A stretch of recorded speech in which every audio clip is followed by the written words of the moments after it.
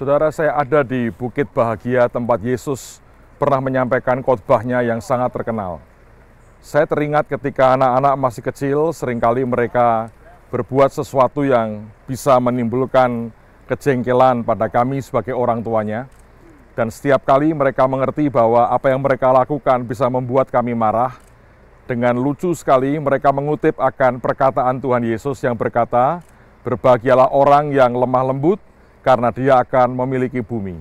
Anak-anak mencoba menghindar dari kemarahan kami, dari kejengkelan kami, bahkan mungkin dari hukuman, dengan berkata bahwa kalau papi mami lemah lembut akan memiliki bumi. Dan mereka berkata lemah lembut buat mereka artinya jangan marah-marah, jangan kami dimarahi, jangan hukum kami, apapun yang kami lakukan. Sekian tahun berlalu, tiba-tiba suatu hari ayat itu hidup sekali di hati saya.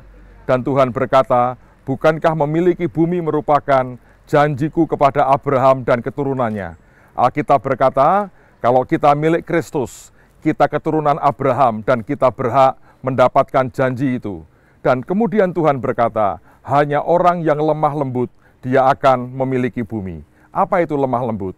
Buat saya lemah lembut artinya bukan sekedar perilaku kita, tapi hati kita penuh dengan belas kasihan. Kekuasaan tanpa belas kasihan akan menimbulkan kekejaman yang luar biasa. Dunia sudah membuktikan berbagai macam kaisar dan penguasa tirani muncul silih berganti. Mereka punya otoritas yang luar biasa, kekuasaan yang sangat besar, dan yang ajaib adalah mereka melakukan begitu banyak kekejaman.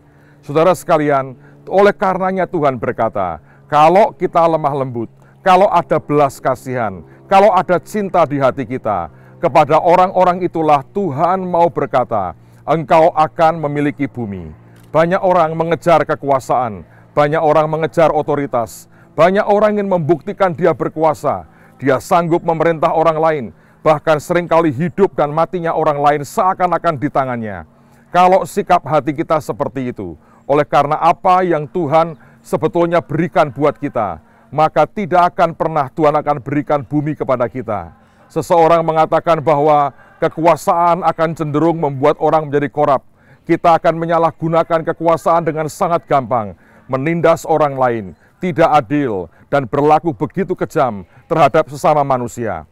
Kalau hari ini engkau punya kedudukan, engkau punya otoritas, dan apapun yang engkau putuskan menentukan hidup banyak orang, mintalah kepada Tuhan kelemah lembutan, maka otoritas yang Dia berikan kepada kita baru akan berguna sangat banyak.